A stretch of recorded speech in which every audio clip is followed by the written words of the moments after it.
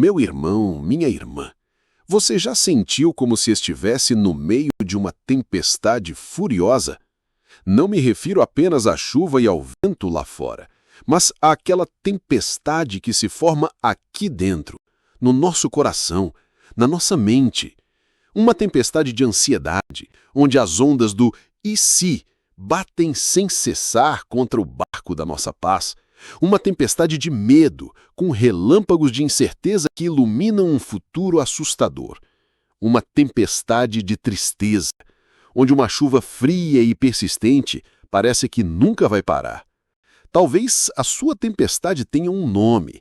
Pode ser um diagnóstico médico que abalou suas estruturas, pode ser uma crise financeira que ameaça afundar os seus sonhos, pode ser um conflito familiar, um relacionamento que está à deriva, ou talvez a mais solitária das tempestades, a do sentimento de abandono, de que você está completamente só, lutando contra ventos e marés que são fortes demais para você.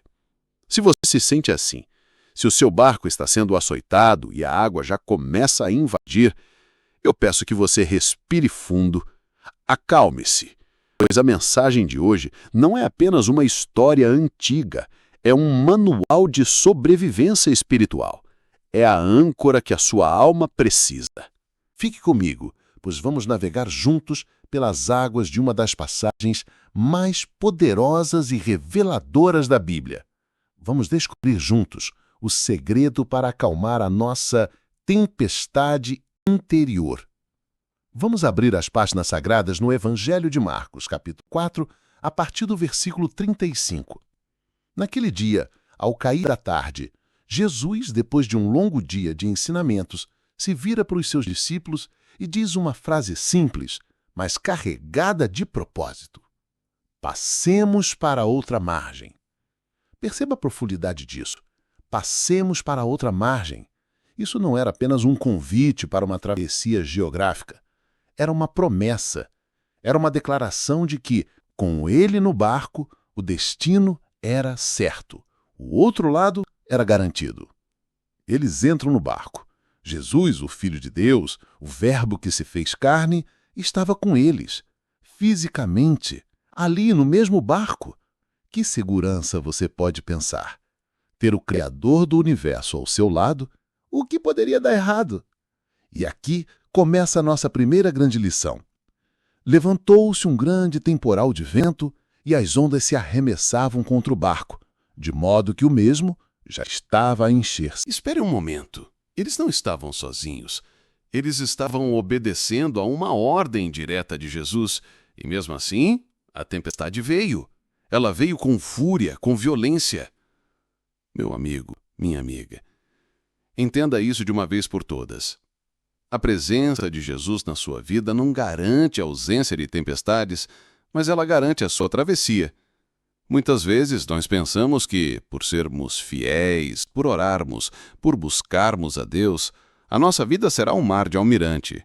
Mas as maiores tempestades, por vezes, vêm justamente quando estamos no centro da vontade de Deus, porque é na tempestade que a nossa fé é provada, purificada e fortalecida.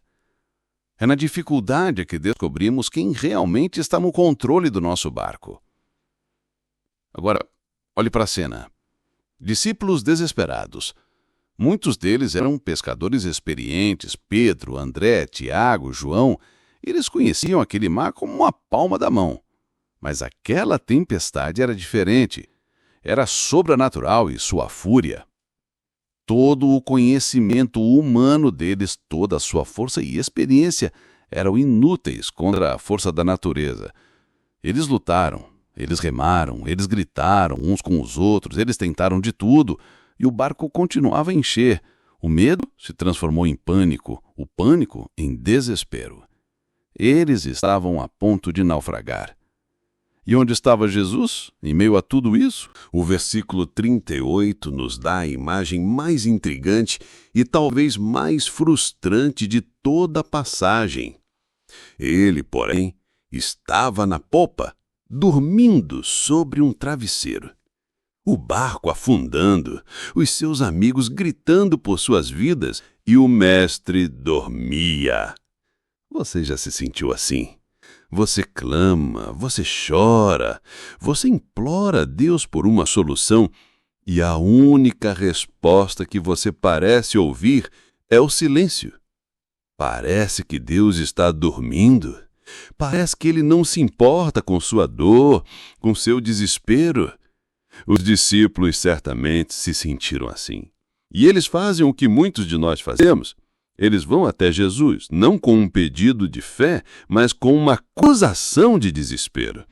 Eles o acordam e gritam: Mestre, não te importa que pereçamos?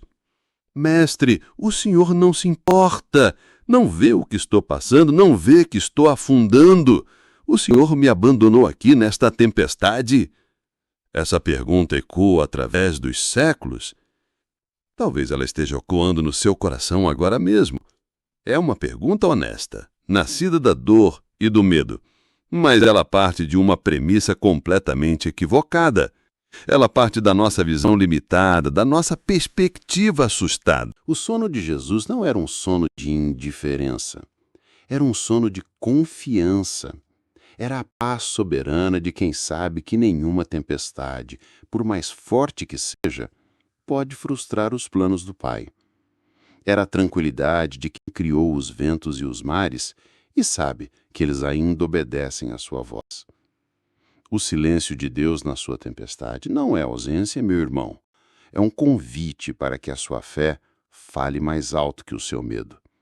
Os discípulos focaram na força da tempestade, mas se esqueceram de quem estava com eles no barco. Eles viram as ondas, mas não viram o Criador dos oceanos. Eles sentiram o vento, mas se esqueceram daquele que sopra o fôlego da vida. E é aqui, neste ponto de virada, que a lição se aprofunda. É no despertar de Jesus que o milagre começa a tomar forma. A resposta que ele dá à tempestade e, mais importante, a pergunta que ele faz aos seus discípulos é o segredo que viemos buscar hoje. Ali estava a pergunta, pairando no ar carregado de sal e de medo. Uma acusação nascida do desespero. E como Jesus responde? Ele entra em pânico? Ele começa a gritar ordens para os discípulos ajudarem? Ele se justifica. A reação de Jesus é um dos momentos mais espetaculares de toda a Bíblia. O texto de Marcos, capítulo 4, versículo 39, diz: E ele, despertando, repreendeu o vento e disse ao mar: Cala-te, aquieta-te. Preste muita atenção a isso. Jesus não se dirige primeiro aos seus discípulos assustados. Ele se dirige primeiro à causa do medo deles. Ele se vira para a tempestade furiosa, para o caos, para aquilo que parecia ter todo o poder e controle. E ele dá uma ordem. Ele não pede, ele não suplica, ele ordena.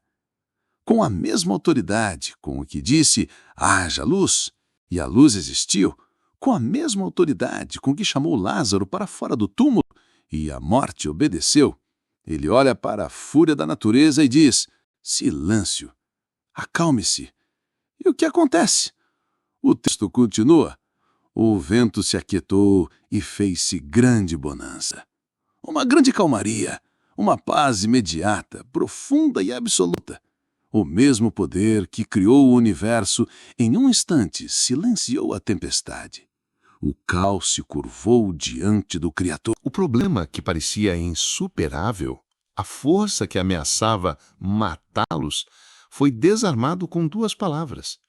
E aqui está a lição para a sua vida. Você pode passar anos tentando lutar contra a sua tempestade com as suas próprias forças.